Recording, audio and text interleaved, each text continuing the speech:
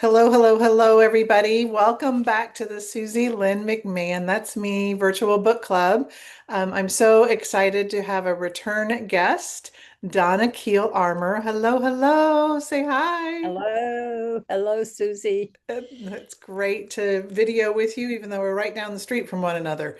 And Francine Katzen, thanks for joining me again and being here as my group expert and wonderful friend as we discuss everything Donna Keel Armour in all of her novels and books and stories and friendship.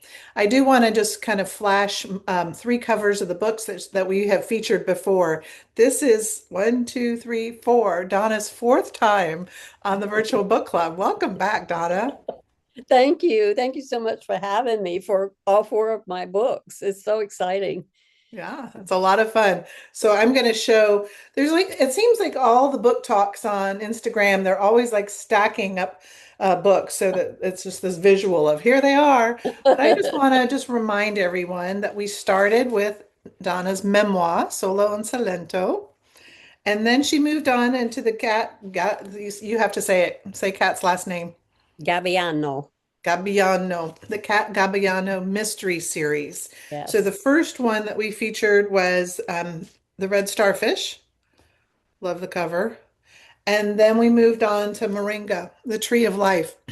And we were also blessed to be able to talk with Donna at the 2024, no, 2025 Low Country Literary and Leisure Yeah. getaway. We sat underneath the Giving Tree right outside the Pat Conroy Center and discussed this lovely spy novel. And then, Donna, please hold up the current book that we're going to talk about today. All Have you got right. that so I can see that? Yes, One Note Murders. Pull it back a little bit. There we go, so we can see the whole thing. It's got the same kind of shroud, doesn't it? All of them have the same shroud, and this is the work of my wonderful publisher, Stephanie at Red Penguin Books. We decided when we did the Red Starfish, we were having such a dreadful time getting the cover right. We had an illustrator, and then I sent her a picture that I had taken inside the Zinzalusa caves looking out. And she loved it. And we put in the red starfish. And then when we were talking about the second book, I said to her, do you think we could use that same drape effect? It just creates this mysterious air. So I sent her the pictures of homes in the low country and the amazing oak trees, live oaks that we have. And she even got the resurrection fern in there. So she did the same drape. And then of course we go back to Italy in the third book. And again, the Zinzalusa caves figure prominently in there, and we wanted the drape. And also on this cover is this sheet of music. And they kept trying to put a very gothic dagger in there. And I'm going, folks, this is the mafia. It's just a knife you're going to stab somebody with. And then they kept putting in, you know, printed sheet music. And I said, no, no, this is a novice that's doing this. So I had a friend of mine who is very musically inclined, draw the scale for me. And those are the first notes of Nusendorma on there. Nice. Well, that's So, fantastic. Well, for those of you that are those out there are unfamiliar with Donna, who I don't know how that could be if you know me, I want to read her bio, and then we're going to get started. And Francine will ask her first question for today, and we're going to talk for about 35 minutes. So sit back, get yourself a cup of something warm and cozy to drink if it's still cold out where you are, and I am going to read your bio. Here we go. I'm going to try. I think I need stronger glasses. Donna Keel Armer resides in the beautiful low country of Beaufort, South Carolina, with her husband of 42 years, Ray. He sees to it that she is fed and clothed, and as she sometimes forgets, the necessities when she's writing. When she volunteers at numerous organizations, she is most often found at the Pat Conroy Literary Center, where she will welcome you to Beaufort and give you the grand tour. That's so true. Her writing inspiration comes from her world travels, her personal experiences, and from living in the Low Country. She has written numerous magazine articles on travel and food. I kind of like those two topics myself, and is the author of Solo and Salento, a memoir, and the Italian translation Un Americano en Salento. I tried that. Her essays have appeared in the following anthologies: London Smokes, Blokes and Jokes of Foggy Towns, Paris, Love, Loss, and Longing in the City of Lights. Love that. And Rome, Centuries of Stories of the Eternal City. In October of 2023, her first mystery novel in the Cat Gabbiano Mystery Series debuted. Book number one, The Red Starfish, was released in October 2023, followed by book number two, Moringa Tree of Life, released in June of 2024. And book number three, the one we're talking about today, without any spoilers though, in the series One Note Murders, was released November 15th, 2025. And there is going to be book number four. Yes. Yay. So now you guys know all about Donna. Francine, what do you want to ask her today? Thank you, Susie. Hi, thanks for having me join. Hi, Donna. We're so excited to talk to you today about this fourth book. Um, and that was one of my questions, if there was going to be another book, and you already answered that. But anyway, so um, tell me about your writing process. Do you write from the start to the beginning? Do you start in the middle? And do you know, not, and we're not giving any spoilers today, but do you know how it's going to end before you start the book? I don't know how the book is going to end before I start it, but I know pretty soon after. I usually write, I don't know, maybe 5 to 10 chapters. And as I'm writing those first chapters, the story begins to form. And it's then that I write the ending. So I go and I write the ending. And so far, except for one book, the threads have pulled through to that ending. But the characters will tell me as I go whether or not I'm on the right path. So That's fantastic. yeah, they never shut up. They're in my head. They talk nonstop. They drive me crazy. And I will choose a character that I think is the one that's going to be the murderer or what have you. And they're like, no, no, no, you've got it all wrong. So I have to regroup. And often that makes my writing difficult because I have to go back and start at the beginning again if a character has changed its role. And then I have to pull all those threads back through. And then I have to make sure that I've taken out what I originally put in. So That that's a it's lot quite of a, work. yes, but I love That's it. quite a well, and it shows in your writing. I mean, your writing is just gorgeous, and those gorgeous covers, and I love Kat. Like, she is a strong character that we all love, admire, root for, and can't wait to see what happens. With her. Did Thank you you. go back to Tuscany to? Did you go back to do research for this last book? Or Yeah, I'm going to lose my voice, I think. Excuse me. Yes, I go at least once every year, and I stay for several months when I go. And the uh, this time, though, I was finishing up One Note Murders and I was beginning the next book. But I also had skipped ahead to another book that I'm going to be working on. That's a historical fiction that I'm going to be writing. So I was there for a month in northern Italy for that book. And then I went south again to finish up this one. Nice. oh, you've been busy. Yes. That's great. Thanks. So I wanted you to remind all of everybody in the virtual book club and whoever is possibly watching on YouTube, remind us how you transitioned in your personal life from being in sales, being in catering, being in travel and tourism a little bit, and when did you finally decided to write your memoir?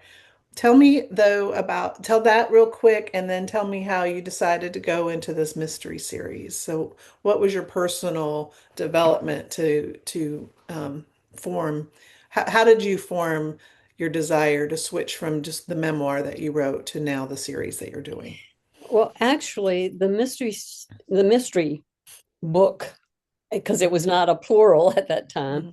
came to me before the memoir did. And it was the first time I visited Puglia. And it's one of the places that the story is based on, and that's a very small town called Castro di Marina. And while I was there, and in fact in Solo and Salento, I talk about that and say, while I was there, I had said to my husband, "Wow, this is a place where a good murder mystery would take place." And so every single book has come out of that situation. And the memoir, well, first of all, we when we retired, I started doing the writing, food and travel articles, and I was writing for local magazines. And it was when I moved to Beaufort that I thought, I really want to write a book. Just once in my lifetime, I want to write a book. And so I joined the Spirit Writers, which is a very small group of women. I've been in the group for 10 years. And that is how Solo and Salento came to be. And I started writing it. It was 4 years from the time I read my first chapter to them until I published that book. But out of that book, every single book has come. The mysteries have come. The red starfish is in Solo and Salento. The tree of life is the mosaic floor in Otranto in the Duomo. And then one note murders is really based on an event that I actually participated in, and that was going to see Andrea Bocelli on his family farm in Tuscany in concert. And so that's the basis for this book. And that's talked about also in Solo and Salento. So all of those themes come together. And I just knew I wanted to try my hand at different genres. I'm at a place in my life where I'm in that, I don't know what you want to call it, the third chapter, the last chapter, or whatever. But there's nothing stopping me from finally doing what my voice has told me all my life, but I listen to everybody else until now.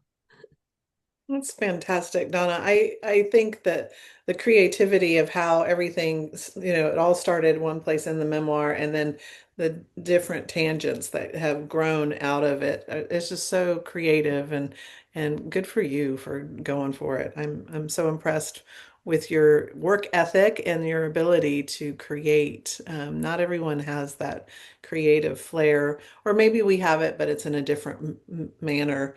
I was going to ask one more question regarding what you said. You said you're working on a historical fiction. Are you allowed to tell us what the story of that is about, or would you rather Yes, wait?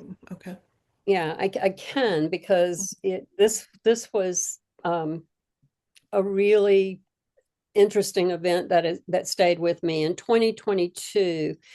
My husband and I were going to stay a month in Slovenia. And on the way, because we are very slow travelers, I plan all our trips, and we settle into a place to understand the art, the culture, the food, the wine, the people, the customs. And so, but when we fly into a place, we usually like to stay and get ourselves organized and off of jet lag. So we chose Trieste, Italy, as the place we would stay a week before we just drove over into Slovenia. It's just a matter of miles across the border. And I did have a dual purpose there. My brother in law was born in Trieste. So I had told my sister that while I was there, I would see if I could get his baptismal certificate from San Giusto, which is the main cathedral in Trieste. And of course, because I'm a trip planner, and you know all about trip planning, is I was looking for other things for us to do because we were going to stay there a week while I was making these other contacts. And I discovered that there's a death camp in Trieste, right in Oh, the yikes. heart of this gorgeous city. And Mhm. it's called La Risiera di San Saba. And we visited it, and it would not leave me. It has just stayed in my heart and on my mind. So I went back last fall and spent a month there and made a lot of connections with people who had historical facts about this place.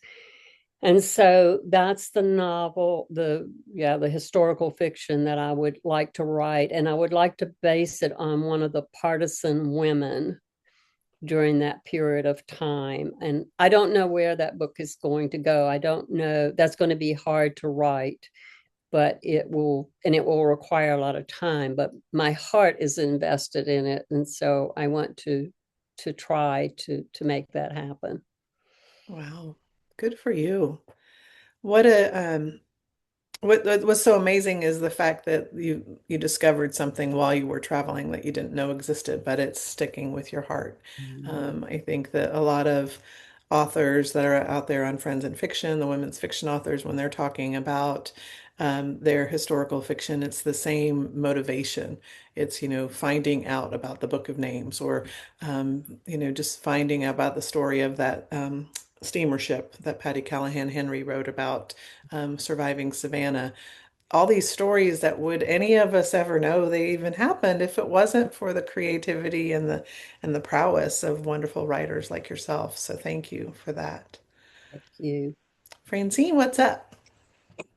I was going to ask about Cat. Like, does she get easier to write or does her character get harder to write about? She's never been a hard character for me to write about. Um, in the first book, Stella was a hard character because she was very bossy and very insistent about what I write about her. But Cat is pretty much Cat. And I could be wrong, but I feel like she's universal. Mhm, She she's maturing as we go, which is why mhm. I always recommend that people read books in order. You don't have to, and I've made them all standalone books. But when I read a book that has more than one, I like to understand who the characters are from the get-go, and I like to watch them mature. And that's what Kat is doing. But she's like all of us. It doesn't matter what age you are, you make mistakes, you fall down, and you get back up and you dust yourself off and you go again. And so for me, she's just writing about our lives. And so she's fairly easy to write about. Mhm. That's great. That's great. When back up for just a second, when you said you didn't know what stage of life you were in, let's Uh-huh. just call it the fun stage. We're not saying the last chapter, the final. It's the fun Fun. chapter. Yeah. Yeah. It's Don't sort you of agree? like, no, Yeah. there are no holes barred. It's Yeah. like I finally have found that voice, and it's a wonderful experience to live into who I truly am. And get to do what you truly, Truly truly love to do. Yeah, love and meant to be and thought about it. I mean, it's like a dream come true, Donna. yeah, Like, it not, is. I mean, not many of us get those kind of dreams. That's a big one, Yeah, you know? it I is. mean, I love reading and I love authors and I love talking to them, but I can't imagine ever writing a book. I just can't. Yeah, but you do so many other things so well. So that's, as Oh, Susie had thank you. remarked earlier, is that we all have these unique talents. And often as women, we do hide them. And I hid mine for a lot of years. So that's what I encourage women to do is to find that talent early on and seek to put it into the purpose it was intended for. Mhm. Absolutely. The one thing that I really love about your story too, Donna, is your writing group that you've been together with for 10 years. I mean, can you imagine how different your development would have been if you had not had that writing group? Do you think, not that we want to go back and say what if, but if can you think I mean that I would say that that's almost 190% gave you the push, right? To write your first memoir was that group, the ladies in I that group? I think that for one thing, women can bond. We know how to bond. We know how to support each other and lift each other up. And this writing group is very small. There are only 8 members in the group. And what they did for me is give me courage. And I think that is so significant. And they're still there and they're still giving me courage every time I'm there, even when I'm not there, because we've all become very, very close friends now. And, we do have some movement in the group and we get some new people, but, there's a core of us that, in fact, there are a couple people that have been there in that group longer than I have. Mhm. And more than anything is the trust that is developed. And as a non-writer going into a group of writers, I was so frightened and I was so fearful of feeling foolish or feeling that my work really wasn't that great. And these women lifted me up and gave me a platform for my voice and also helped me understand what real trust looks like. That group is, we talk, we bond, that stays in that group. Our mistakes that we make when we're writing, it stays in that group. So it's a wonderful experience, and I highly recommend it to anyone who wants to do, whether it's your own art or crafts or whatever you do in the presence of other people. You Mhm. get this creative energy Right. that or even that your creative energy is filled back up, because we all as artists work alone a lot. And so it's, to me, those women are so important. Right. I what some of the things that you said about the support and the making you feel comfortable, just like Francine just mentioned, she never thought she would write a book. And I've been the same way now we're going on 6 years of talking to authors every month, or a couple authors a month, and it's always in the back of my head, well, maybe I'm supposed to be writing or whatever. When at our last and our last Low Country Literary and Leisure Getaway, that mouthful, we added an optional weekend retreat down on Fripp Island, and Rebecca Dwight Bruff and Carolyn Mason did a workshop. And that was more of a therapy and a cathartic process for me, just by the way that they set up the workshop and how we would go off and have our own alone time and then come back and read what we had written, and the feedback that I remember receiving, and also hearing all of the pieces of work that everyone, don't know why I have a thumbs up there. Okay. Um, um, the feedback that everyone was getting was incredible. And then I was so impressed with a group of 8 to 10 women that all of us said none of us had ever written, but that what came out of those exercises was amazing. I'm like, go publish that right now. It's a And it's a wonderful you wrote a experience. beautiful piece because you shared it with me and it was absolutely amazing. It was I think a one-off, but thank you. Susie, I don't think you're giving yourself enough credit. Oh, thank you. Francine, what else do you want to talk to Miss Donna about? Oh, well, this next book, do you have a pub date? Is it this year, next year? Not the historical fiction, but the other one? Yeah. Yeah. The book number 4 in the Cat Gabbiano series is called The Voyage Never Ends. And that's from a Oh, Pat Conroy quote. And so I had asked Cassandra if I had her permission to use that as the title and the quote. and it is a beautiful quote. I don't have a publication date, and usually I do, and I'm working on deadlines. But this has been an unusual year for me, and my publisher is so understanding, and she knows this is going to be. We've agreed. We think is going to be the last book in the series, so I'm taking my time. On this one, and I shouldn't, I act like, I mean, by saying that it sounds like I didn't take my time on the others, but the others came more readily, maybe is the thing to say. And anytime you are going to let go of something, it's traumatic. And so I want to send Cat off in the best possible way that I can send her. So I'm not um, I'm not in any hurry to finish this, I guess I should say. And But I rightfully hope that, so. yeah, and I don't know that I'll have it out this year, because there are a lot of circumstances that may not allow that to happen, but it will be out no later probably than 2027, because am ready to start on the historical fiction too, so I'll have to move along. Well, I hope you'll keep us posted, especially when the cover comes out, when it's due. We like to post about it, pre-order, Yeah. the whole, we're all to support you and all your books. And, and I'm kind of, I don't know, I kind of got cold chills when you said the title and then saying that this is the last one and she has to go, Cat has to go out into the world and we, have to wave her goodbye. But anyway, I'm sure it'll be fantastic. So we will be patiently waiting. Well, thank you.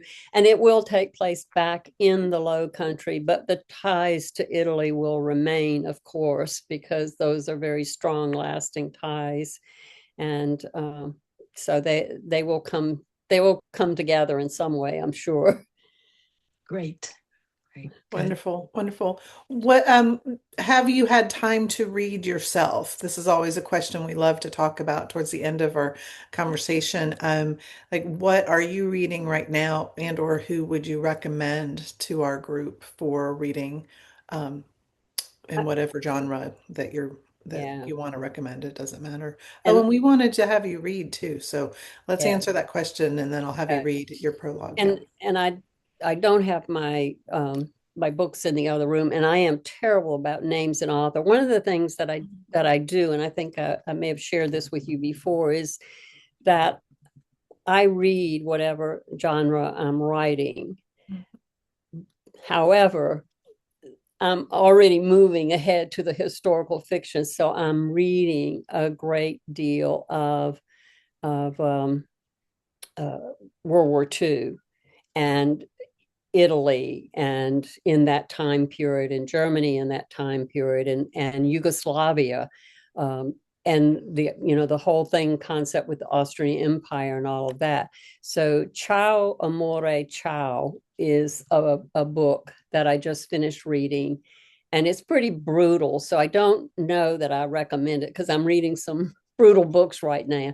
And then I just finished reading a book on Trieste that is also very hardcore. And so that's my reading now is more for research than for pleasure. Mhm. But I'm learning so much, and that's significant, that I do that now. Amazing. Francine, one more question, and then we're going to have Donna read an excerpt. What do you want to ask? Um, I know that you're reading historical fiction, but is there any other genre you like to read just for pleasure? Like if you're not doing research, anything like a mystery, beach read, anything like that? I'm not much on beach reads, and I don't mean that in a negative way. It's just that I'm when I read, it's to gather information, whether Mhm. it's for pleasure or for research. It's just that I want to learn things. And so I lean more towards books that are going to provide me with more tools for my life, or more ways of thinking about how I write, or even how I interact with other people. I know y'all have read, or are you reading Theo of Golden? You know, that to me was just an amazing book. And I read it right after it came out, and just So did remember I. just bawling and Mhm. Mhm. being so grateful to be on the receiving end of that gift of Alan Levy. Is that his name? Alan Levi? Mhm. I've heard it Of his pronounced Levy. writing. Hmm. Yeah, just an amazing writer, and such a beautifully written book. And when we are in difficult times, books like that really give you hope and light in your life. And I just think that that's such a wonderful way to write, is to have that ability to spread that joy. They comfort that Absolutely. book comforts your soul. Yes, yes, it does. Yeah, I remember when it first came out, one of the girls in our group said, "Well, let's read this," and nobody had heard of it. And I think we spent almost 2 hours talking about that book that night at book club. Which was kind of unusual because sometimes we do more talking about other things than book. But yeah, that was really good. Yeah. Yeah, I'm slow to the party for Theo of Golden, but every time I see a total stranger and I'm traveling or I see them with a book, I kind of just bring it up because it's such an amazing story and how talk about having a story and a gift come channeling through. I mean, that was his debut novel, and I don't even know what numbers he's seeing. I can't even get him on an interview, so.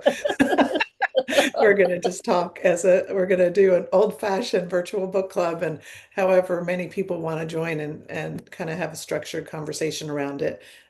Sometime in March, I'll be scheduling that. So I'd Oh, love for you good. to come join us, Donna, if your schedule Yes. permits. Okay. Um, but as we're wrapping up, if you would read to us, I would love it. I love when an author shares their words through their own voice. We'd love for you to read to us. All right, and I'm just going to read because I do not want to give away anything. So I'm just going to read the prologue. Uh, Prior to the prologue is a poem, and I'm going to read this poem. It's an original poem by one of the women in my Spirit Writers group, and her name is Virginia Vogler Brown.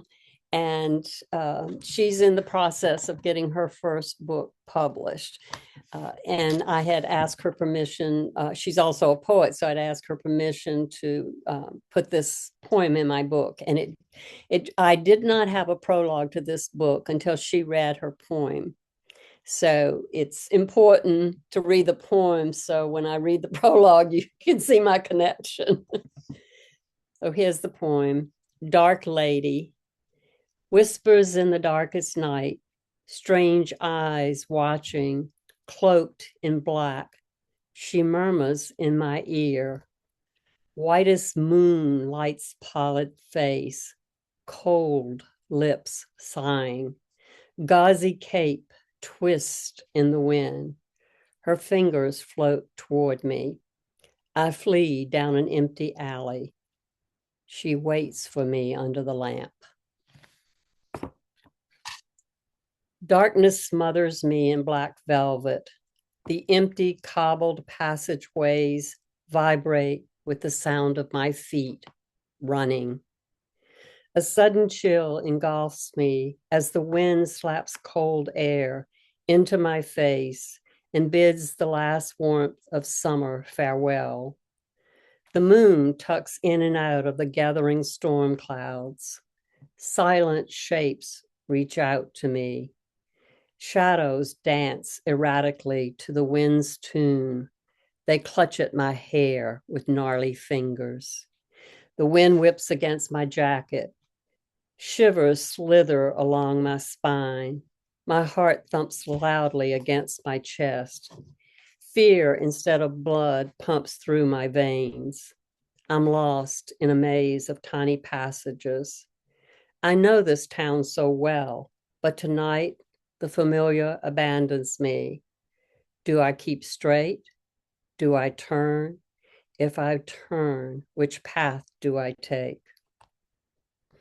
One moment the moon shines brightly, the next moment the blackness of night renders me blind. The weight of the 800 martyrs flees with me, leaving behind a trail of fragmented skulls and twisted bones. Panic clenches my heart. It creeps into the edges of my mind. The shadowy creatures whisper, keep moving. Once again, there's mayhem and murder in my life. The horror of what I've done renders my legs useless. I stumble, my body jerks in response. I cry out as the gash in my arm widens. The pain swallows me whole. The metallic odor of blood follows me. The stickiness saturates my hands. A trail drips behind me. The cut on my forehead oozes into my eyes. I merge with the night. The immortal soul of inhumanity rumbles through me, racing by my side through the narrow streets. I push forward into another dark passageway. The night thickens around me. It sucks me into its vortex of evil. As I reach the piazza, the wind shifts. The clouds part to reveal dark figures moving in my direction. Fear cloaks me in her mantle. Shadowy arms reach out. They have come for me. I am a murderer. Oh my gosh. Love it.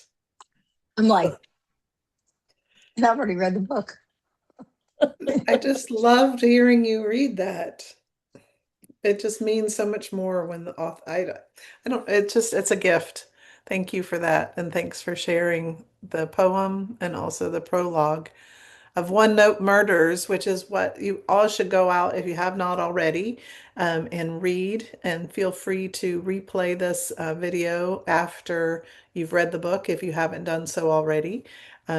We've featured this novel in April of 2026. And I'm so excited to have Donna back with us. Please know that you are a friend of the Virtual Book Club. You may go in and you may post whenever you have something to share with the world. There's 880 something people in our virtual book group right now. And I know not everyone can join us for every single video, but that's the nature of a virtual book club. They can go back and watch this video whenever they can. Francine, I'm gonna let you ask one final question. We are at 40 minutes right now. You ask it a last question and then we'll say thanks to everybody. Okay. Um, Donna, are you going to just continue writing more books after historical fiction? Do you have more ideas after these next two books come out? I do. Oh, good. Okay, good. All right. Okay, so I just want to make sure you're going to keep us happy and reading. Yeah. Yeah, I hope to. Until I cannot write anymore, I will keep writing. Great. Well, it sure was a pleasure to talk to you today. It's always fun to see you on Zoom. I can't wait to see you again in person in Beaufort next time. So thank you. Thank you, Susie. This is so fun. And So thank fun. you, Francine. I feel so blessed to have met you all those years ago, and we still are. All of us are still here and still hanging in and still being friends. It's a great thing. It is a great thing. It's the power of books, women and friends and men, and men. I don't want to exclude Yeah. them too. Yeah. Yeah. Occasionally, a few of those pop in. Yeah. We're going to be talking to Hugh Allison later on this month, just as a FYI of totally talking about different genre. This is not normally what we read, but due to my travels and meeting up with Hugh Allison, he was my actual guide in Scotland this last time. Susan Dickey came on that trip with me, Donna, Oh, and yeah. yeah, Hugh was um, just the most amazing character. He's written several books. And what I was so amazed with is not this one, but another one. He had his family tree in the back of it. It went all the way to 850 AD. those Scots really pay attention to their genealogy, I don't they? do. Um, but just a delightful man, and he wrote this or put the collection of tales together because he worked and helped organize and start the visitor center at Culloden Battlefield in Scotland. And so, even though some of us I'm one of those that I want to read history, but I want historical fiction. It's just the way my brain works. So this one's a little challenging for me because it's just factual based. But if you ever need something for Scotland research, Donna, the Culloden Tales by Hugh Allison is what we're going to feature next in our virtual book club. Timing on this because this is a recording is off, but I am so excited to have you back here today. It's good to see you, Donna. I wish you the best of luck on the sales of this current book and also as you finish the story and say goodbye to Cat, send her off into the world so that you can focus on other works to entertain us. I wish you the best Thank of luck. you, Susie, so much for always inviting me to come and appear on your virtual book club. I love doing it, and I love seeing you and Francine. Thank you so much. Have a wonderful evening, everybody. Take care and Thank you. have happy reading. Thank Happy you. You too, reading. Susie. Happy reading, you all. Ciao. Bye, Don. Bye, Susie. Ciao. Ciao.